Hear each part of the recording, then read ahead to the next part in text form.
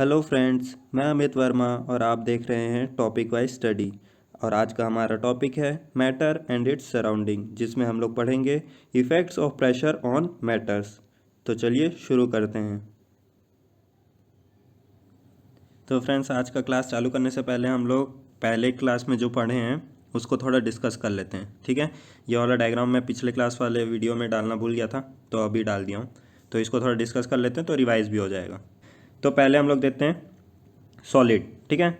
Solid को क्या किया हम लोग, पहले गरम किए, ठीक। सॉलिड को गरम किए तो क्या हुआ, मेल्ट हुआ और क्या बन गया, लिक्विड। तो उसको हम लोग क्या बोले, मेल्टिंग और लिक्विडिफिकेशन, ठीक है। फिर वही अब लिक्विड बन गया, अब लिक्विड को भी गर्म किया हम लोग, तो अब ये गर्म करने से क्या होगा, इवापोरेशन, ठीक। इवापोरेशन होके क्या बन गया, वो गैस, ठीक। अब क्या करेंगे, अभी तक हम लोग क्या कर रहे थे, गर्म कर रहे थे, अब क्या करेंगे, अब ठंडा करेंगे, ठीक है। अब अभी हम लोग के पास गैस है, गैस को ठंडा करेंगे तो अब क्या बन जाएगा, ये लिक्विड, ठीक। और इस प्रोसेस को हम लोग क्या बोलेंगे, कंडेंसेशन।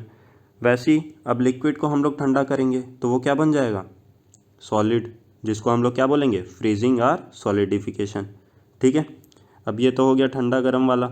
अब लिक्विड से गैस से डायरेक्ट सॉलिड बन जाना और सॉलिड से डायरेक्ट गैस बन जाना, इसको हम लोग क्या बोलते हैं, सब्लिमेशन, ठीक। एग्जाम्पल क्या था हम लोग का, कैम्फर, जिसको हम लोग क्या बोलते हैं, कपूर, ठीक। अब पढ़ते हैं हम लोग आज का टॉपिक। और आज का हमारा टॉपिक है effect of change of pressure, जिसमें हम लोग पहले पढ़ेंगे गैस टू लिक्विड, ठीक। गैस से लिक्विड में कैसे चेंज होता है प्रेशर के चेंज होने से, ठीक। A gas can be liquefied by applying pressure and reducing the temperature. When a high pressure is applied to a gas it gets compressed and if the temperature is lower the gas is liquefied, ठीक है। इसमें बताया है कि एक gas लो, उसको high pressure से compress करो, ठीक है, और हमारा जो टेम्परेचर है उसको भी कम कर दो, तो क्या होता है, वो गैस कन्वर्ट हो जाता है एक लिक्विड में, ठीक है। यही बताया हमारे पहले पॉइंट में। अब सेकंड पॉइंट में बोलता है solid CO2 gets converted directly to gaseous state on decreasing the pressure to 1 atmospheric pressure without coming into a liquid state. This reason that solid carbon dioxide is also known as dry ice, ठीक है। ये हम लोग को पता ही होगा कि solid carbon dioxide जो होता है, सॉलिड कार्बन डाइऑक्साइड, उसको हम लोग क्या बोलते हैं, ड्राई आइस। अब ये कैसा होता है, जब हम लोग क्या करते हैं, एक सॉलिड कार्बन डाइऑक्साइड लेते हैं और जो प्रेशर रहता है उसको 1 एटमॉस्फेरिक प्रेशर से भी कम कर देते हैं, तो क्या होता है, ये डायरेक्ट सॉलिड से गैस में कन्वर्ट हो जाता है, ठीक है। उसको, इस प्रोसेस को हम लोग क्या बोलते हैं, सब्लिमेशन। और ये प्रोसेस किस कारण हो रहा है, प्रेशर को कम करने के कारण, ठीक है। गैस लिक्विड में कन्वर्ट कब हो रहा था, जब हम लोग प्रेशर बढ़ा रहे थे और टेम्परेचर कम कर रहे थे। इसमें क्या किया हम लोग, प्रेशर कम किए, ठीक है, तो क्या हुआ, ये सॉलिड से अपने आप गैस में कन्वर्ट हो गया डायरेक्ट, और क्या इस प्रोसेस को हम लोग क्या बोले, सब्लिमेशन, ठीक। अब उसके बाद आगे पढ़ते हैं, इवापोरेशन। प्रेशर का जो रोल होता है वो इवापोरेशन में भी होता है, ये हम लोग आगे थोड़ा अच्छे से समझेंगे कैसे होता है, ठीक है। The process of conversion of substance from liquid state to gaseous state at any temperature below its boiling point is called evaporation और वेपराइजेशन, ठीक। अभी तक क्या कर रहे थे हम लोग, बॉइलिंग पॉइंट में ही चेंज कर रहे थे। ऊपर हम लोग जितना पढ़े कि इवापोरेशन हो रहा है, तो हम लेटेंट हीट ऑफ वेपराइजेशन कब हो रहा था, जब वो बॉइलिंग पॉइंट पे था, ठीक है। अब क्या कर रहे हैं, जब भी हम लोग को कन्वर्ट करना रहेगा किसी भी लिक्विड को गैस में, कब, बिलो बॉइलिंग पॉइंट में, तब हम लोग उस प्रोसेस को क्या बोलते हैं, इवापोरेशन, ठीक है। अब ये तो हो गया इवापोरेशन। अब हम लोग देखेंगे ऐसा क्या क्या फैक्टर है जिससे ये इफेक्ट होता है, ठीक है। Factor affecting the rate of evaporation. Rate of evaporation मतलब कि इवापोरेशन जल्दी हो रहा है कि धीरे हो रहा है, ठीक है। ये किसके किसके ऊपर डिपेंड करता है, तो पहला करता है सरफेस एरिया, ठीक है, कितने एरिया में वो फैला हुआ है। The rate of evaporation increases the surface area of the liquid, ठीक है। अब इसका एग्जांपल देता हूँ मैं आपको।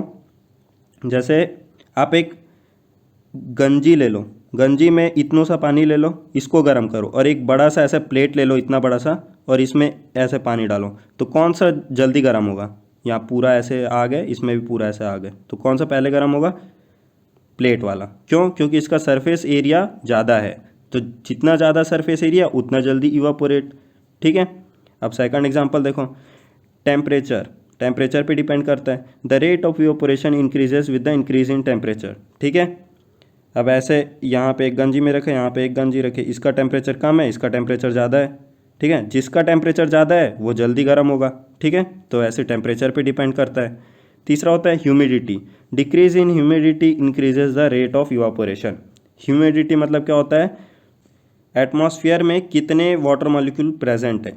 ठीक है, इसके बारे में थोड़ा आगे समझेंगे, पर ऐसे ही समझ लेते हैं। ह्यूमिडिटी मतलब उमस। ठीक है, जैसे कि गर्मी में होता है, गर्मी रहता है बहुत और पानी गिर गया तो एकदम उमस उमस हो जाता है, एकदम पसीना एकदम चिप चिप चिप चिप लगने लगता है, उसी को बोलते हैं हम लोग ह्यूमिडिटी। ठीक है, तो जब ह्यूमिडिटी कम रहेगा ना तो रेट ऑफ इवापोरेशन ज़्यादा रहेगा, और ह्यूमिडिटी ज़्यादा हो गया तो रेट ऑफ इवापोरेशन कम हो जाएगा, क्योंकि ह्यूमिडिटी क्या होता है, present of water molecule in A atmosphere. ठीक है, वाटर मॉलिक्यूल पहले से बहुत सारे प्रेजेंट है, मतलब ह्यूमिडिटी है, तो और इवापोरेट करके वाटर मॉलिक्यूल कहाँ डालेगा। ठीक है, तो यही बताया गया है ह्यूमिडिटी में। Decrease in humidity increase the rate of evaporation. Come humidity है तो इवापोरेशन ज़्यादा होगा, ज़्यादा ह्यूमिडिटी है तो इवापोरेशन कम होगा। ठीक है, अब उसके बाद देखो wind speed and increase the wind speed increase the rate of evaporation. आप देखे ही होगे, जैसे गाँव में आग जलाने के लिए चूल्हा में ऐसे फूंकते हैं तो आग जलने लग जाता है, तो उससे उससे क्या होता है, टेम्परेचर बढ़ता है, टेम्परेचर बढ़ने से क्या होता है, जल्दी जल्दी इवापोरेट होगा। ठीक है, तो वही बताया, विंड स्पीड ज़्यादा है तो इवापोरेशन रेट ज़्यादा है। ठीक है, अब आगे देखते हैं हाउ इवापोरेशन कॉजेस कूलिंग। ठीक है, कि इवापोरेशन से कूलिंग कैसे पैदा होता है। ठीक, the process of evaporation uses the energy of liquid particles, therefore the particles absorb energy from the surrounding in order to compensate the energy that is being lost in the process of evaporation. This result in cooling of surrounding area. ठीक है, इसमें क्या बोला, evaporation जो है वो use करता है energy of a liquid particles. ठीक है, अब कोई भी प्रोसेस होगा तो उसको होने के लिए एनर्जी का तो ज़रूरत पड़ेगा, तो वो एनर्जी कहाँ से लेता है, लिक्विड पार्टिकल से। ठीक है, अब लिक्विड पार्टिकल से एनर्जी ले रहा है वो इवापोरेट होने के लिए, अब क्या होगा, जब लिक्विड पार्टिकल से एनर्जी लेगा तो लिक्विड पार्टिकल के पास एनर्जी का कमी हो जाएगा, तो अब उसको भी अपना एनर्जी वापस गेन करना है, तो वो अपना एनर्जी कहाँ से गेन करता है, सराउंडिंग से। ठीक है, तो सराउंडिंग से एनर्जी लेने लग जाता है, तो जब सराउंडिंग तो बहुत बड़ा है, तो सराउंडिंग से जब लिक्विड पार्टिकल एनर्जी लेता है तो सराउंडिंग क्या होता है, अपने आप कूल होने लग जाता है। ठीक है, तो इससे समझ आता है कि इवापोरेशन से सराउंडिंग कूल हो जाता है। ठीक, अब इसको एग्जांपल से देखेंगे तो और थोड़ा अच्छा समझ आएगा। इसको देखो, during hot summer days water is taken keeping in earthen pot. Earthen pot मतलब मटका, मटका में रखते हैं हम लोग पानी, वो भी एक एग्जांपल है किसका, इसी का, इवापोरेशन से कूल होने का। ठीक है, अब कैसे होता है वो देखेंगे। The earthen pot has a large number of extremely small pores in its wall. Some of the water continuously keeps seeping through this pores to the outside of the pot. This water evaporates, changes into vapor continuously and takes the latent heat required for vaporization from the earthen pot and the remaining water. In this way, the remaining water loses heat and gets cooled. ठीक है, अब देखते हैं कैसे होता है। ठीक, पहले तो एक अर्थन पॉट रहता है, जब अर्थन पॉट बनता है तो उसमें ना बहुत छोटे छोटे छेदे होते हैं, पोर्स होते हैं, जिससे क्या होता है, वाटर कंटिन्यूसली हल्का हल्का निकलते रहता है। ठीक है, तो जब वो निकल के सरफेस में पहुंचता है, ठीक है, उसके बाद क्या आता है, वो घड़े के बाहर टाइप के सरफेस में कांटेक्ट में आता है और सराउंडिंग के कांटेक्ट में आता है, तो अब क्या, सराउंडिंग थोड़ा गर्म रहता है और उसका सरफेस भी गर्म रहता है, तो वो क्या होता है, इवापोरेट होता है।